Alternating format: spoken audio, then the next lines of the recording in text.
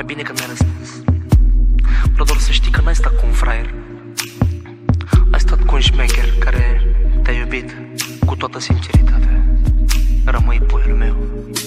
Te-am iubit și să nu mint, poate încă țin la tine și nu cred că tu ai vrut doar să-ți faci treaba cu mine. Pot să jur că m-ai iubit mai mult ca orice femeie, nu sportură că ai putut să-mi faci cea mai mare cheie. Vrei să mă vezi la un loc cu deținuții, știi că nu e prost băiatul, că poate să miște munții.